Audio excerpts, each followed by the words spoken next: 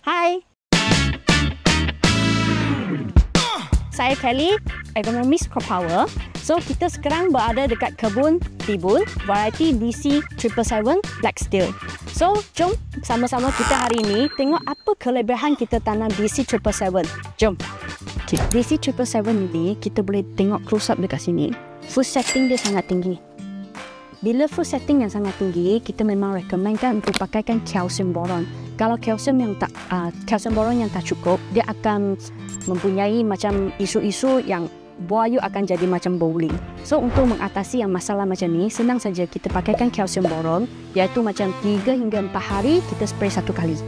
777 ni kita boleh nampak branching dia sangat tinggi, memang high branching. So, grower ni dia pakaikan satu batas, satu balis untuk tanamkan dia.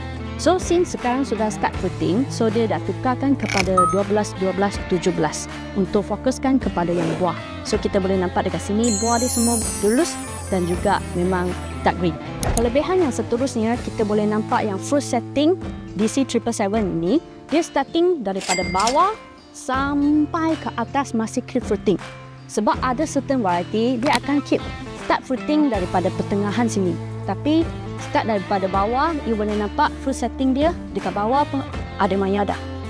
Okey, sekarang kita fokuskan kepada tengokkan buah dulu. Yang ini adalah buah yang 777. So, kita boleh tengok dari sini buah dia. Even though kita dalam cuaca yang murung yang macam ni, yang everyday boleh kata selalu hujan, so buah dia masih sangat cantik lagi. So, kita boleh tengokkan apa perbandingan dia. Satu yang sangat stay green, yang satu bila adalah katakan keadaan yang normal bila cuaca yang hujan. Biasa yang ini akan hadapi. So, bila harga yang tak cantik, yang ini yang akan kenakan komplain dulu. So, ini adalah kelebihan yang DC 777 stay green gene dan you akan dapat harga yang konsisten walaupun dalam cuaca yang hujan.